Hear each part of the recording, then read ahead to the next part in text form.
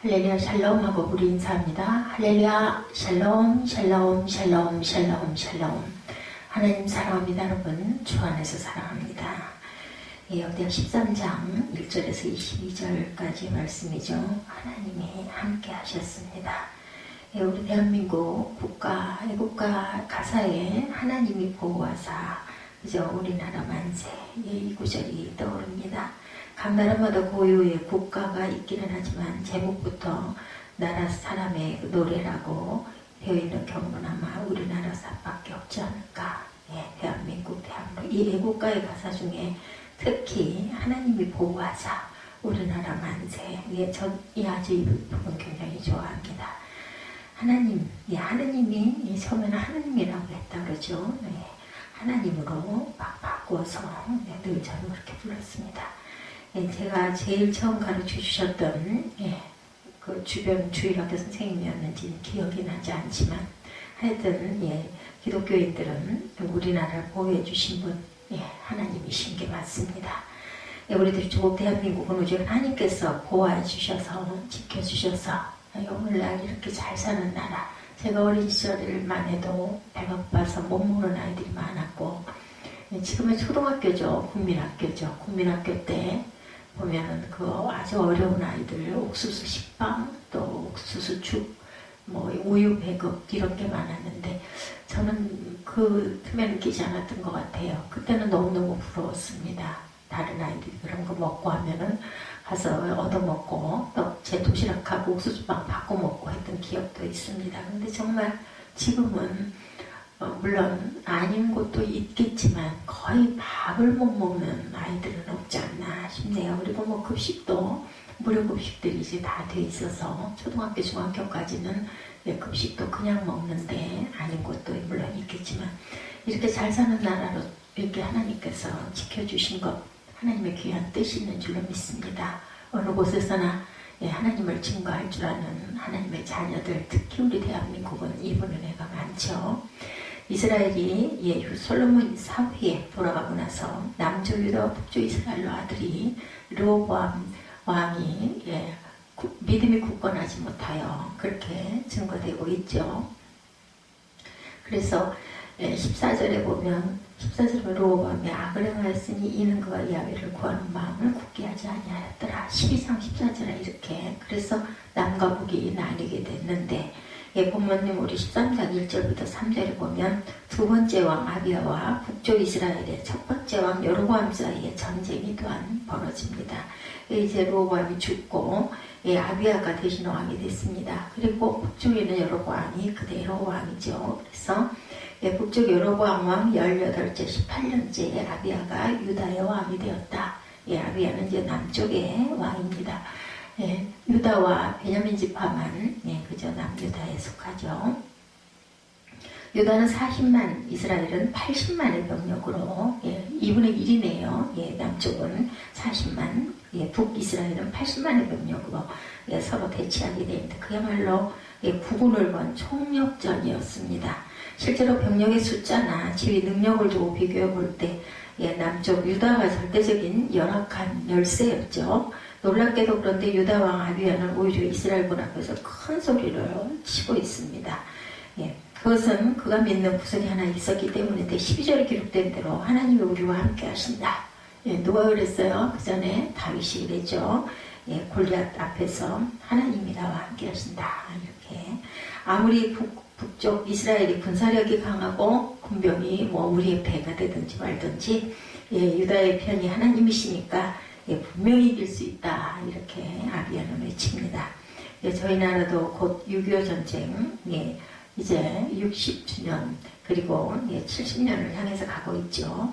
우리 대한민국은 지금까지 하나님께서 보호해 주셨기 때문에 이렇게 전쟁이 없는 시대를 제가 살고 있습니다. 그게 어느 날인가 문득 이 구약을 보다 보니 왜 이렇게 전쟁이 많고 이렇게 죽고 또 끌려가고 종이 되는 일들이 많은지 우리나라 역사극에도 보면 너무 그런 게 많아요. 그러다 보니까 내가 태어나서 지금까지 내가 갓난이 때는 전쟁의 그런 아픔이나 상처들이 있었겠지만 그때는 몰랐고요. 정말 내가 기억이 있고 자각이 있고 나서부터 지금까지 전쟁이 없는 곳에서 배가 고프지 않고 살았구나 한 게 너무너무 감사했습니다. 하나님이 보호해 주셔서 그죠? 제가 또 이 시대에 이 땅에서 이렇게 잘 살게 된 모든 것들도 하나님의 은혜입니다. 하나님께서는 정통 신앙을 지키고 있는 나라와 함께 해주신다. 북이스라엘은 자기들 마음대로 제사장도 세웠고 날짜도 그쪽에서 제단을 쌓아라 하고 세웠죠. 여로보암이 4절부터 8절까지 상반절의 말씀에 보면 4절에 보면 아비야가 에브람 산중 스바라임 산에 서서 이르되 여로보암과 이스라엘 무리들아 들으라. 이스라엘 하나님 여호와께서 소금 언약으로 이스라엘 나라를 영원히 다윗과 그의 자손에게 주신 것을 너희가 알 것 아니냐. 다윗의 아들 솔로몬의 신하 느밧의 아들 여로보암이 일어나 자기의 주를 배반하고 남봉꾼과 삿배가 모여 따름으로 스스로 강하게 되어 솔로몬의 아들 르호보암을 대적하였으나 그때 르호보암이 어리고 마음이 연약하여 그들의 입을 능히 막지 못하였었느니라. 이제 너희가 또 다윗 자손의 손으로 다스리는 야훼의 나라를 대적하려 한다. 너희는 큰 무리고 또 여로보암이 너희를 위하여 신으로 만든 금송아지들이 너희와 함께 있다. 너희가 아론 자손인 야훼의 제사장들과 레위 사람들을 쫓아내고 이방 백성들의 풍속을 따라 제사장을 삼지 아니하였느냐. 제사장도 자기들 마음대로 레위파가 아니었죠. 누구를 만원하고 어린 수송아지 한 마리와 순양 7마리를 끌고 와서 장립을 받고자 하는 자마다 허무한 신들의 제사장이 되었다. 너희는 그렇게 제사장을 삼았지 우리에게는 야훼께서 우리 하나님이 되시니 우리가 그를 배반하지 아니하였고 야훼를 섬기는 제사장들이 있으니 아론의 자손이고 레위 사람들이 수정을 든다. 여기는 제사장도 온전히 하나님이 명령하신 대로 우리는 그렇게 하고 있다라고 이렇게 외칩니다. 매일 아침 저녁으로 야훼 앞에 번제를 드리고 분향하고 깨끗한 상에 진설병을 넣고 금 등잔대에 있어 그들의 저녁마다 불을 켜니 우리는 우리 하나님 야훼의 계명을 지키나 너희는 하나님을 배반하였다. 하나님이 우리와 함께하사 우리의 머리가 되시고 그의 제사장들도 우리와 함께하여 전쟁의 나팔을 불어 너희를 공격한다. 이스라엘 자손들아 너희는 조상들의 하나님 야훼를 싸우지 말라. 너희가 형통하지 못하리라.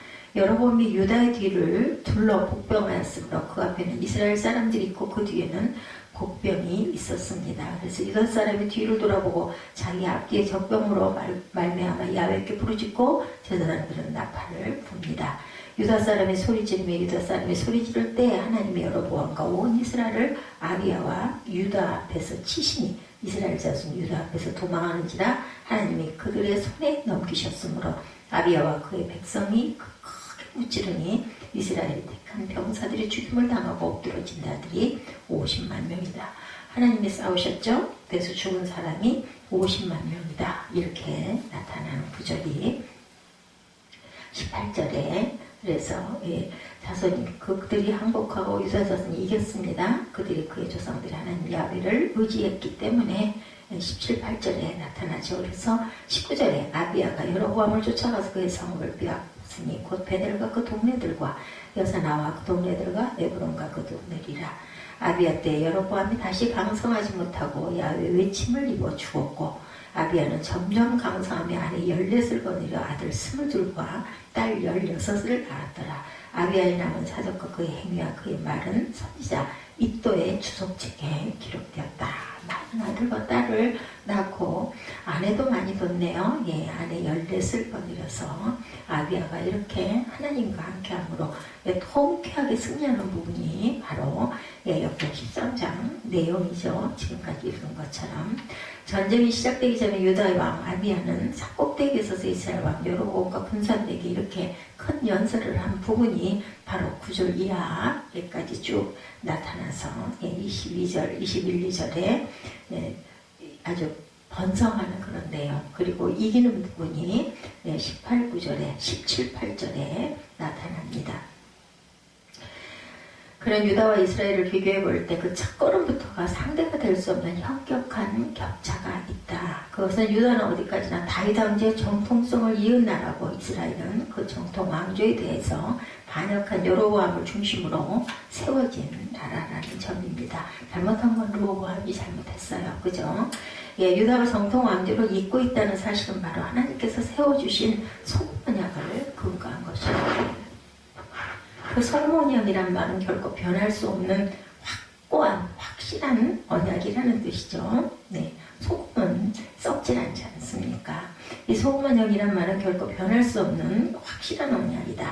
하나님께서 원래 통일되어 있던 이스라엘 나라를 오직 다윗과 그 자손으로 이어지는 정통 왕조에 주셨으면 그것은 아무리 세월이 흘러도 변할 수 없는 소금과 같은 언약이라는 거죠. 그래서 그는 다윗의 손으로 다스리는 유다는 바로 여호와의 나라, 즉 하나님이 함께 하시는 나라가 되었다라는 것입니다. 그럼에도 불구하고 여로보암은 바로 이 정통 왕조를 반역하고 일어나 나라를 쪼개고 북쪽 이스라엘을 세웁니다.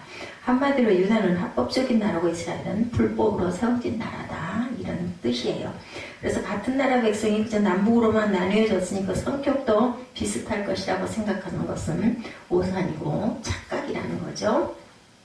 우리나라도 8.15 해방 이후에 남한에는 미군이, 북한에는 소련군이 들어왔죠. 그 당시부터 세계의 패권을 두고 대립하고 있던 미국과 소련이 우리나라를 분할 통치하게 된 자체가 비극의 시작이었는데, 남북한이 합법적으로 단일 국가로 시작할 기회는 있었습니다. 그것이 바로 미국이 신탁 통치를 포기하고 우리나라 문제를 유엔에 넘기자 유엔에서 남북한 총선거를 실시해서 정부를 수립할 것을 결의했었습니다. 그렇지만 북한에서는 유엔의 선거 감시단에 입국을 거부하고 결국 남한만 총선거를 실시하게 되고 대한민국 정부가 남쪽에 수립이 되죠. 그래서 대한민국 정부 수립이 남북한을 나눈 것이 결코 아니라 북한 쪽에서 유엔의 감독하에 공정한 총선거를 거부함으로 한민족을 둘러나는 원인이 되었다는 거죠. 그 이후로 대한민국은 군사 독재 시대를 통과하기는 했지만 그래도 자유민주주의 국가로 발전돼서 오늘날에 이르렀고, 그 결과 기독교가 이렇게 급속도로 부흥하는 나라가 될 수 있었습니다.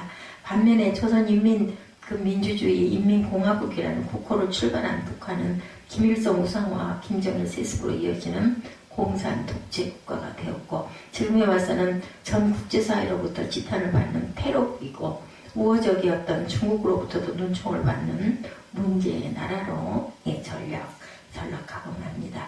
정치와 경제에 있어서도 그렇지만 특히 인권과 종교 탄압에 있어서는 사상적으로 유례가 없는 최악의 국가이죠. 북한에서 모든 종교 활동이 반체제 운동과 똑같이 국가에 대한 반역으로 간주되고 있고, 이처럼 남북한은 정부 수립의 정통 속에 크게 달랐다고 그저 남북 이스라엘의 나눔과 비슷합니다. 그 결과 대한민국은 정통 기독교 신앙을 자유롭게 믿고 전파하는 나라가 되었습니다. 북한은 참된 기독교인들은 투옥과 순교를 당하는 가운데 지하교회에서 숨어서 예배를 드립니다. 그렇다면 하나님께서 과연 어느 쪽과 함께 해주실지 꼭 우리 남북 이스라엘과 우리나라의 모습과 같죠. 그래서 우리가 이처럼 참된 기독교 신앙을 지키는 것처럼 생명처럼 중요하고 보존해야 하고, 그리고 정말 하나님이 우리의 생명이다. 당연하죠. 생명은 하나님 주셨으니까. 하나님께서는 참된 제사장들이 섬기고 있는 나라와 함께 해주십니다. 8절 하반절 이하 10절까지 기록된 너희는 큰 무리여 여로보암이 너희를 위하여 신으로 만든 금송아지가 너희와 함께 있도다. 너희 아론 자손된 여호와의 제사장과 레위 사람을 쫓아내고 이방 백성의 풍속을 쫓아 제사장을 삼지 아니하였느냐. 누구든지 수송아지 하나와 수양 7을 끌고 와 장립을 받고자 하는 자마다 허무한 신의 제사장이 될 수가 있었다. 10절에 무리에게는 야훼께서 우리 하나님이 되시니 그를 우리가 배반치 아니하고 야훼를 섬기는 제사장들이 있으니 아론의 자손이요 레위 사람이 수송을 들었다. 이렇게 증거되죠. 유다왕 아비야는 남북 간의 또 하나의 중대한 차이를 언급합니다. 너희는 큰 무리여라고 그가 인정하고 있는 대로 북쪽 이스라엘이 수적으로 큰 병력을 보유하고 있지만 그런 대군을 무력하게 할 결정적인 약점이 있는데, 그것은 북쪽 이스라엘은 금송아지를 섬기고 우상의 제사장들을 세웠다. 북쪽의 여로보암 왕은 자기 백성들이 남쪽 유다의 야훼 신앙에 끌려가지 못하도록 금송아지 우상 종교를 만들고 거기에 필요한 그런 그 종교인 제사장을 마음대로 세웁니다. 그것이 그렇게 할 수 있는 그런 제사장이 되는 것은 그죠? 수양 끌고 와가지고 염소 끌고 와가지고 제사장 해달라 하면 너희들 마음대로 제사장을 세웠지 않느냐라는 거죠. 이렇게 수송아지 하나와 수양 7마리, 이것이 바로 제사장이 될 수 있는 그런 식으로 제사장을 세웠다.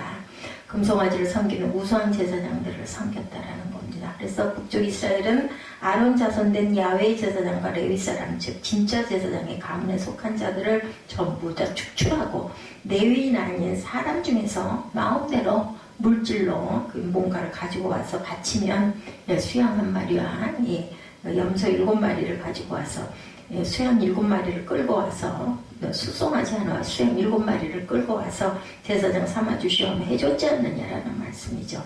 누구든지 수송아지 하나와 수양 7을 끌고 와서 장입을 받는 자마다 금송아지를 섬기는 제사장으로 임명받을 수가 있다. 그러나 북쪽 이스라엘 제사장들에게는 우선 다른 신앙이 있을 수가 그렇기 때문에 없다.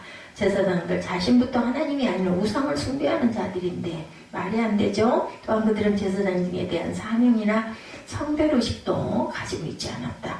그들에게 있어서 제사장이랑 세상의 사업을 팔고 사는 것과 마찬가지로 매매가 가능한 한 자리였을 뿐이다.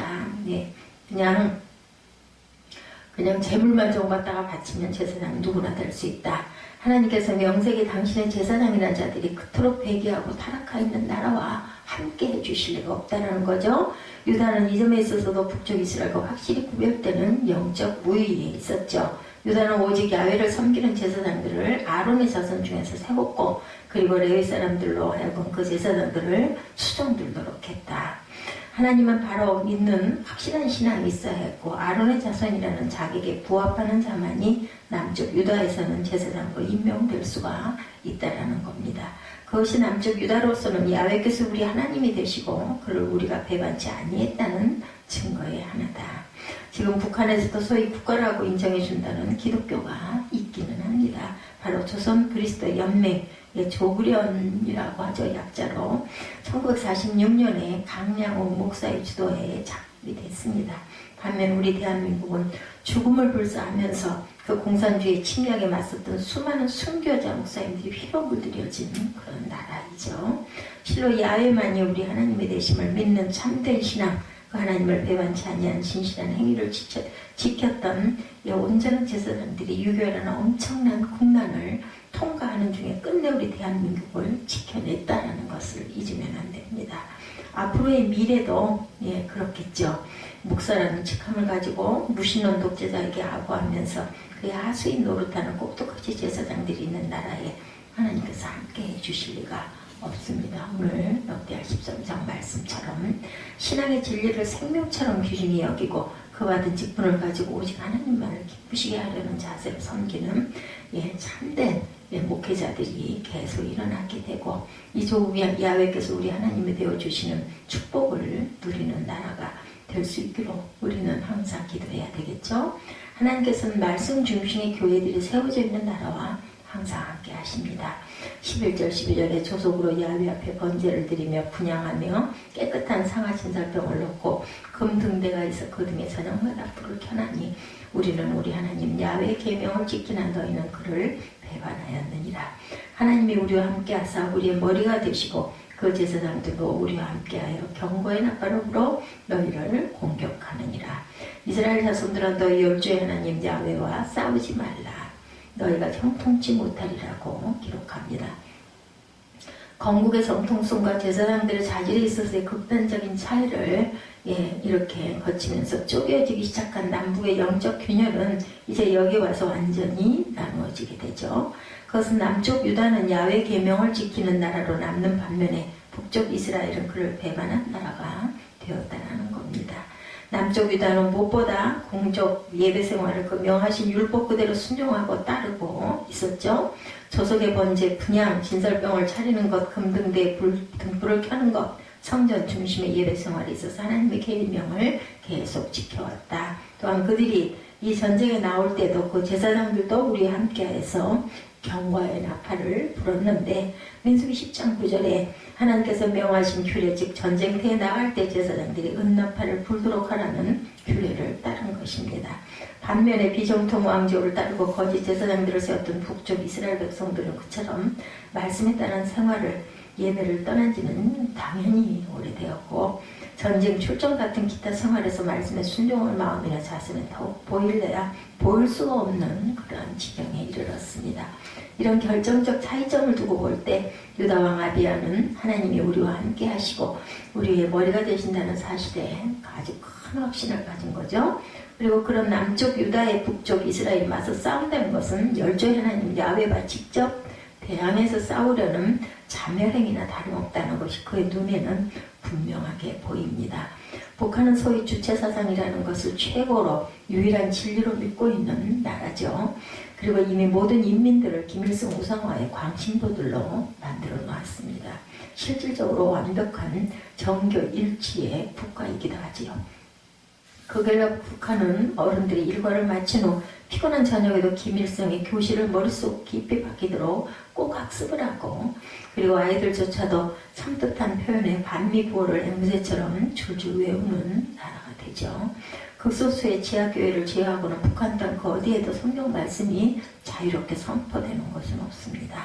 그와는 대조적으로 대한민국은 도시의 거리마다 시골 골짜기마다 세워져 있는 수많은 교회들에서 매주일 예배가 드려지고 있습니다. 그런 교회들마다 강단에서는 성경책을 펴놓고 순전히 공산주의와 독재자를 찬양하는 내용으로 설교를 합시고 있는 북한과는 달리 오직 성경 66권으로 기록되어 있는 그대로 하나님의 말씀을 선포합니다. 아무리 작은 교회라도 그렇죠.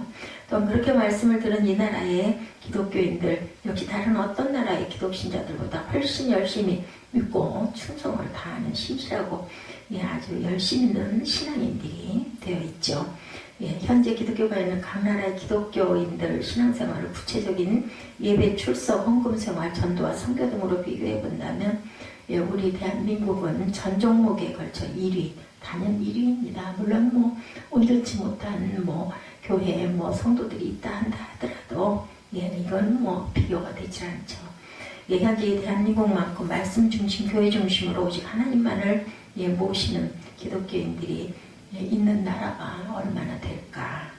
그리고 그것이야말로 하나님께서 우리와 함께 해주시는 이유라는 것, 우리는 자긍심을 가져야 됩니다.